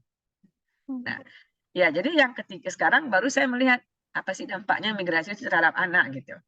Nah sekarang saya ketemu sama Bu Elda, kayaknya nanti saya bisa lebih ini ya, lebih sering sharing ini pengetahuan tentang migrasi karena memang S3-nya di bidang kependudukan ya Bu Elda ya? S1, S2, S3 saya, skripsi saya, tesis saya, disertasi saya migrasi semua, Bu. Waduh, wah bisa kita ini ya, bisa sharing nanti ya Bu Elda ya. Baik. Nah, kemudian sarannya lagi kecamatan ya. Mungkin nanti saya terpikirnya kemarin gini. Kenapa saya ambil provinsi? Saya terpikirnya gini, karena perpindahan antar provinsi itu akan melihat perubahan, saya lihat ya. Mungkin kalau provinsi itu orang akan kembali ke daerah asalnya mungkin tidak terlalu sering, sehingga akan terlihat perubahan kesejahteraannya. Nah, itu yang saya terpikir kemarin ya, mungkin lebih bagus migrasi internalnya adalah antar provinsi. Walaupun tidak tertutup kemungkinan ya, kita bisa melakukan antar kecamatan. Nah, perpindahan itu pun saya tidak memisahkannya antara perpindahan 1 kali, 2 kali, 3 kali, atau 4 kali. Tapi seandainya dia pada tahun 2007 beda dengan tempat tinggal tahun 2014, maka dia kita katakan migran. Nah, itu definisi yang kita pakai kemarin. Baik, Bu Elda, terima kasih banyak sarannya, sangat membuka wawasan saya juga untuk lebih menambahkan memperkaya variabel dalam migrasi dengan anak ini. Demikian Pak Mursalim, komentar dari saya. Terima kasih Bu Elda. Baik, makasih Bu Yulia. Ada mungkin peserta yang lain, peserta diskusi kita ini ada yang mau memberikan tanggapan kepada Ibu Yulia, mungkin juga, atau ada yang mau berdiskusi lanjut dengan Bu Elda juga, karena saya kira banyak sekali isu-isu yang mungkin bisa kita petik, kita bisa dapatkan dari diskusi kita pada sore hari ini. Saya kira satu di antaranya misalnya ada kecenderungan, ya mohon maaf, mudah-mudahan saya tidak salah tangkap, bahwa umumnya pekerja anak itu ada di sektor rumah tangga tadi ya Bu Yulia ya. Kalau nggak salah ya tadi tangkapan saya. Itu baik pria maupun wanita. Nah, kemudian yang menarik juga adalah mereka bermigrasi itu bukan karena desakan ekonomi. Nah, itu poin yang saya tangkap. Terus kalau misalnya kita bertanya, terus kira-kira migrasinya itu dalam rangka apa? Apakah misalnya pindah tugas atau apa dan lain sebagainya. Nah, kemudian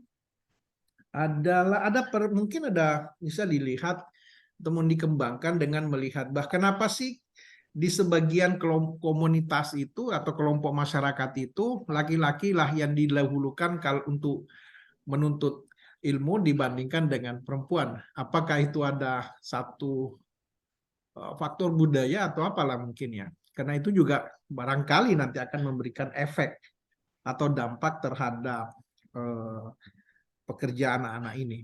Saya kira ada tambahan dari peserta yang lain.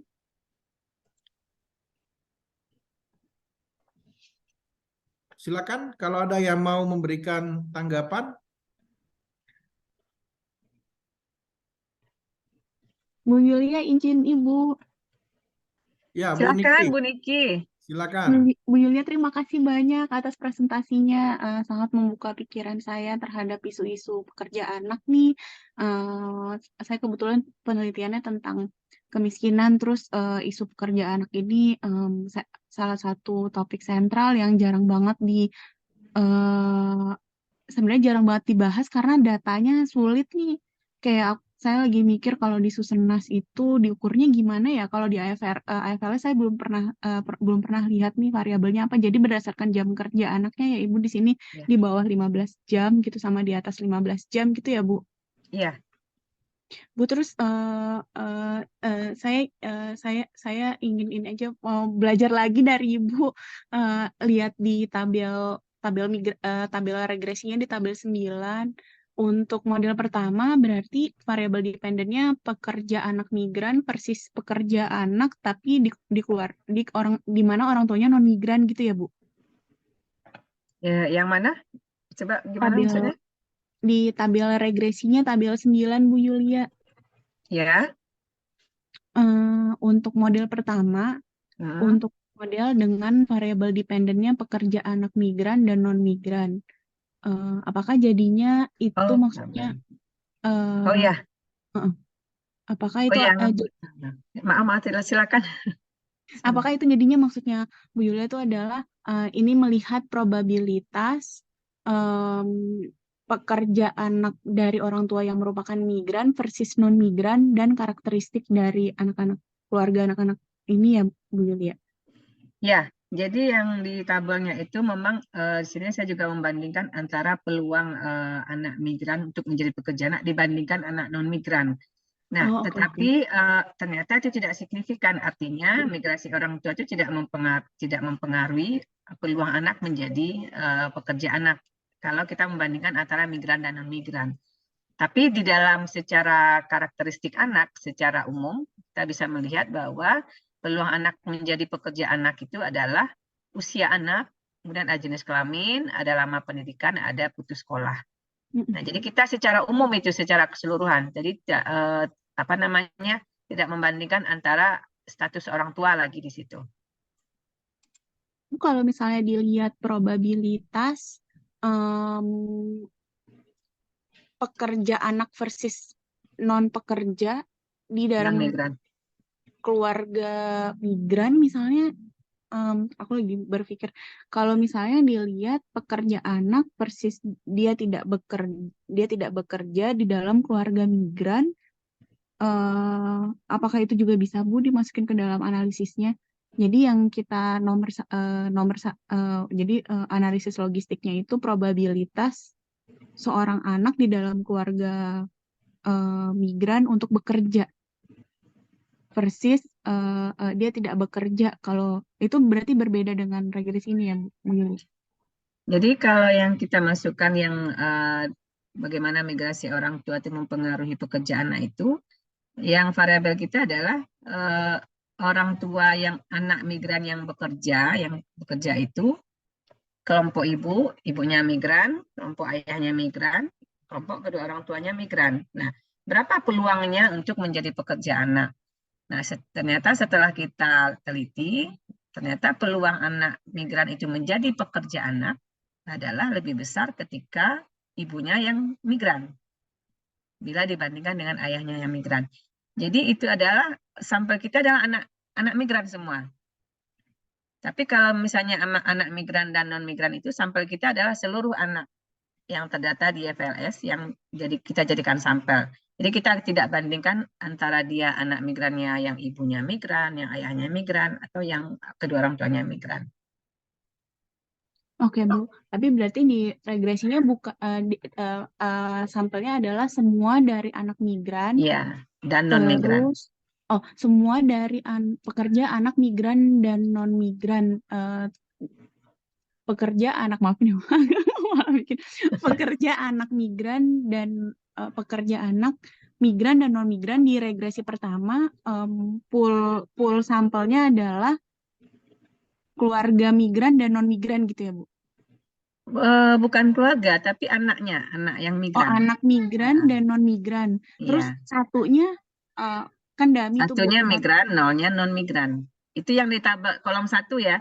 Satunya tapi kan fokus kita kan hanya di kolom 2 yang melihat bagaimana pengaruh migrasi orang tua terhadap pekerja anak berdasarkan siapa sih orang tuanya yang bermigrasi. Yang kolom 2 itu saya hanya ingin menggambarkan secara umum saja bahwa pekerja anak itu dipengaruhi oleh yang karakteristik anak apa, ya karakteristik orang tua dan karakteristik rumah tangga gitu. Nah, itu yang membedakannya. Gitu. Tapi lebih fokusnya saya hanya membahas tentang yang kolom keduanya itu saja. Bagaimana orang tua mempengaruhi pekerja anak kalau dia bermigrasi. Oke Bu. Terus berarti sampelnya sekitar 300 anak gitu ya Bu? Iya, yang anak migran yang berdasarkan siapa orang tuanya bermigrasi. Oke Bu. Terus variabel dari tabel 1 aja yang karakteristik anak migran di Indonesia ini juga udah menarik banget ya Bu. Maksudnya ini kayak ternyata tuh persentasenya paling banyak laki-laki. Terus abis itu rata-rata ramah pendidikannya, ternyata demografinya tuh mereka masih banyakan yang balita ya Bu. Ya, jadi data yang di rata-rata ya, rata-rata datanya itu balita, rata-rata, tapi tidak berarti anak usia 12, 13, 14 itu tidak ada gitu. Tapi ketika kita ambil rata-rata adalah balita. Tapi berarti menarik juga ya Bu untuk melihat kayak anak yang masuk kategori pekerja itu umurnya berapa gitu Bu. Iya. Jadi apakah benar-benar kayak maksudnya anak umur 5 tahun atau TK gitu yang harus enduring kayak 15 jam pekerja, lebih dari 15 jam bekerja gitu kalau misalnya kita lihat. Jadi kan tabel 1 karakteristik anak migran di Indonesia, tapi akan menarik juga mungkin untuk melihat karakteristik anak migran yang bekerja mungkin, apakah itu Iya. helpful juga Bu? Ya, jadi tadi di slide juga ada saya bilang ngasih tahu kelompok umur ya, kelompok umur anak yang bekerja berdasarkan anak yang ayahnya migran gitu, anak yang ibunya migran. Jadi ada pengelompokan usia 6, 12, 13, 14 tahun. Jadi khusus untuk pekerja anak, kita tidak mengambil data anak di bawah usia 5 tahun. Jadi di dalam untuk pekerja anak ini kita sudah mengclearingnya usia di atas 6 tahun. Jadi anak usia di bawah 5 tahun kita tidak masukkan di dalam sampel.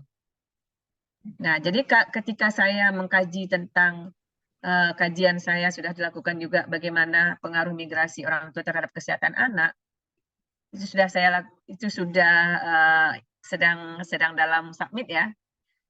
Itu hasilnya respondennya itu adalah termasuk usia 0. Saya ambil usia 0 sampai dengan usia di bawah 15 tahun. Nah, tapi ketika kita bicara pekerja anak, maka usianya di atas 5 tahun. Tapi rata-rata anak migran itu adalah usianya di bawah 5 tahun. Tapi ketika kita mau mengkaji tentang bagaimana pekerja anak, maka usia yang kita ambil itu adalah di atas 5 tahun. Tidak termasuk usia di bawah 5 tahun. Jadi yang saya pengaruh migrasi orang tua terhadap kesehatan anak itu, saya kemarin sudah ajukan ya ke Q2 ya, tapi kayaknya ditolak tuh. Jadi sekarang lagi submit lagi. Cuma yang disubmit yang tentang bagaimana migrasi orang tua itu berpengaruh terhadap pendidikan anak itu sudah ada di Q3 di Jurnal Ekonomi Malaysia, itu sudah bulan Oktober tahun kemarin sudah publish. Jadi saya sudah pendidikan juga sudah saya kaji juga. Nah, hasilnya itu hampir mirip mendukung Bu Elda tentang hubungan dengan pekerja anak itu. Ternyata migrasi ibu itu juga mengurangi jam kehadiran anak di sekolah. Nah, jadi sesuai hasilnya dengan pekerja anak ini, mengurangi jam kehadiran di sekolah bisa saja karena mereka berpeluang untuk menjadi pekerja anak. Nah, itu sudah publish itu di Jurnal Ekonomi Malaysia tahun kemarin. Bu Niki silakan, masih ada kalau ada Bu Udah Niki. Bu, terima kasih Bu, saya belajar banyak sekali dari Bu Yulia dan Bu Elda hari ini. Terima kasih banyak Bu, jadi kayak banyak kepikiran apa yang harus, ya makasih Bu. Iya, sama-sama Bu Niki. Jangan-jangan ini tugas S3 nih kalian. Ibu Niki ini. Ada respon dari peserta yang lain, saya kira menarik nih. Makin sore Saya semakin menarik. ingin urun diskusi juga nih Pak. Bu Hera. Waduh, Bu Hera nih udah pakarnya ini. Enggak lah. Enggak, saya justru ini kan juga nggak terlalu tahu, jadi tertarik aja karena tadi ada paparan Bu Yulia dan kemudian dari Elda ya memberikan masukan. Ini jadi menarik gitu karena kalau kita bicara migrasi mungkin karena kita bicaranya tentang manusia gitu ya, tentang orang. Jadi kemungkinan hasilnya itu menjadi sangat banyak gitu ya, dan kemungkinan penjelasannya itu juga menjadi sangat banyak gitu. Jadi kayak misalnya tadi ya Ibu kan mengatakan bahwa orang tua bermigrasi itu berpeluang meningkatkan jumlah pekerjaan kemungkinan anak sebagai pekerja anak gitu ya. Tapi di sisi lain juga Ibu mengatakan bahwa non penerima remitansi itu memang lebih kaya. Jadi sebenarnya faktornya itu kan apakah faktor migrasinya gitu kan atau faktor kemiskinannya gitu. Karena yang orang yang bermigrasi itu kan adalah orang yang lebih miskin gitu dibandingkan dengan orang yang tidak bermigrasi. Nah, itu juga jadi buat saya menarik juga ya kalau misalnya jadikan kayak penelitian selanjutnya. Nah, kemudian juga seperti ini, sekarang kan wajib belajar itu kan sampai SMA ya Pak, ya Bu ya. Ya, Kalau SMA itu kan berarti 12 sampai tahun. usia 17 atau 18 tahun gitu. Heeh. Berarti kan di situ juga menjadi peluang lagi Bu buat penelitian. Jadi yang namanya pekerja, kita nggak lihat anak atau nggak anak, tapi kita lihat dari sisi itu. Wajib belajarnya kan sampai umur katakanlah 18 tahun atau 17 Ya. tahun gitu ya. Sementara yang sekarang itu seperti apa gitu. Itu kan juga bisa diangkat gitu. Ini aja Bu, dari dari hasil diskusi Bu Yulia ya, Bu Elda juga tadi dari Bu Niki. Jadi itu ya. Nah, kebetulan waktu itu yang terkait dengan tadi Bu mengatakan tentang remitansi, tentang pendidikan gitu. Kebetulan juga ada mahasiswa saya yang menulis tentang itu dan hasilnya juga memang kurang lebih sama ya Bu ya. Jadi ketika remitansi yang tinggi itu remitansi itu justru berhubungan negatif gitu dengan pendidikan. Itu kan berarti semakin banyak remitansinya, maka tingkat pendidikan itu justru lebih turun. Turun. Itu kan juga menarik gitu. Ya, Nah, ya. memang pada waktu itu akhirnya yang dijadikan penjelasan mungkin dampaknya itu akibat adanya absensi orang tua. Karena mungkin orang yang migran lebih miskin tadi ya daripada yang tidak migran. Atau mungkin juga efek insentif tadi. Jadi ketika kemungkinan untuk bekerja itu lebih menguntungkan dibandingkan dia bersekolah, maka ya udah lebih baik anaknya kerja aja gitu dibandingkan dengan sekolah. Nah, ini beberapa hal aja yang ya kalau buat saya itu untuk meningkatkan ini aja gitu pemahaman tentang gambaran migrasi yang internal tadi. Ya, dan saya pikir seperti yang dikatakan Bu Elda akan lebih baik kalau misalnya kita lihatnya juga tingkat level penelitiannya itu juga lebih dikecilkan. Mungkin kalau provinsi kan terlalu besar mungkin ya Bu ya, mungkin kalau misalnya sampai ke kabupaten kota ya. Kabupaten kota itu juga mungkin bisa berpengaruh karena kan dampaknya sama, dia ditinggalkan orang tua di kabupaten lain gitu kan, sehingga interaksi antara anak dengan orang tua itu juga menjadi jauh gitu, dan dia harus menitipkan anaknya ke orang tua pengganti atau di nenek kakeknya atau siapapun yang ada di sana. Mungkin itu saja Bu komen saya. Makasih. Terima kasih Bu Hera. Memang kalau kita bicara tentang migrasi, apalagi kalau kita sudah bicara data IFLS ya Bu Elda, itu sangat kaya sekali Bu Hera. Rasanya ingin semua dikaji ya Bu Elda, kalau kita sudah melihat data IFLS itu, semuanya ada kaitannya. Nah, Bu saya menyinggung. Bu Hera dulu juga pengguna IFLS kok. Ya, makanya Bu, makanya tadi ketika Ibu Elda bilang IFLS itu kayak gitu, saya mikir setiap kita bicara melihat data IFLS itu selalu timbul banyak ide untuk melakukan kajian kan begitu ya Bu Hera ya. Nah, apalagi kalau misalnya yang saya nanggapi tentang remitan tadi, ya, ada kalanya remitan itu tadi ada yang mengatakan hasilnya negatif gitu ya. Padahal kalau kita berharap remitan itu justru akan meningkatkan peluang orang meningkatkan pendidikan. Tapi mungkin pertanyaannya gini Bu Elda, remitan itu pemanfaatannya untuk apa gitu? Mungkin perlu kita kaji juga. Kemana remitan itu dimanfaatkan? Jangan-jangan remitan itu banyak digunakan untuk memperbaiki rumah, ya, kemudian untuk memperkaya saja, tapi bukan untuk meningkatkan pendidikan anak. Ya, mungkin dari situ kita bisa melihat kemana penggunaan pemanfaatan dari remitan itu bagi rumah tangga.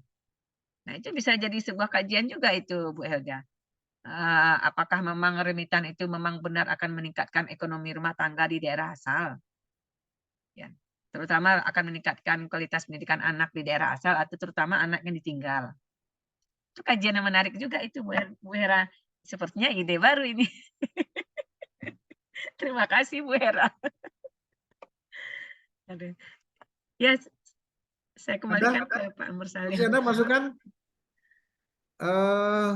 Saya informasikan Bu Yulia, Bu Elda, dan Bu Hera, dan Bu Niki ya. Di room ini ada beberapa mahasiswa dari UNHAS yang kebenaran juga beliau adalah mahasiswa ilmu ekonomi. Nah, saya pikir mudah-mudahan keikutsertaan mereka ini, saya minta mereka untuk mendapatkan insight, saya kira, dalam apalagi terkait dengan kajian di bidang ilmu ekonomi. Mungkin nanti mereka ada yang tertarik untuk membahas tentang hal yang seperti ini. Ada lagi barangkali? Pak Ibrahim, bagaimana? Cukup Pak, sudah menarik. Ya, kalau saya pikirnya kalau kita closing sampai hari ini kan nanti diskusi berikutnya menjadi.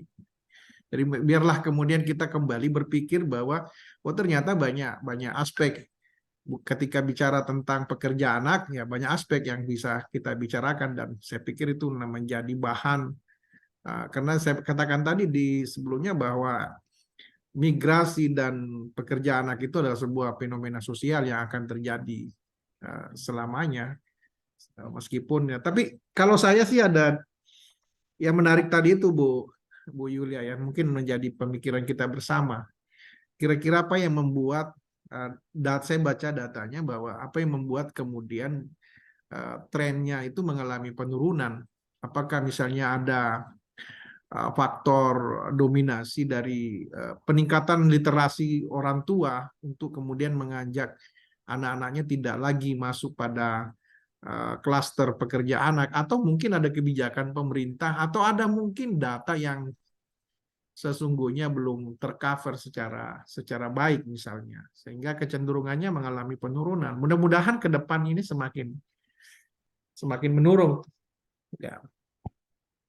Bagaimana Pak Ibrahim? Kalau tidak ada, tugas saya sebagai moderator, saya kembalikan ke Pak Ibrahim atau Bu Niki.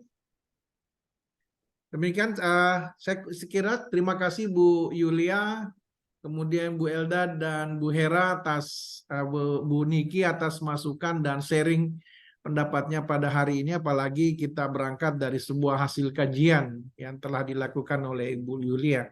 Tentu kita berharap ke depannya diskusi-diskusi seperti ini bisa tetap kita laksanakan, paling tidak menjadi satu concern bagi kita semua dan bukan hanya Iber. Saya kira demikian. Assalamualaikum warahmatullahi wabarakatuh dan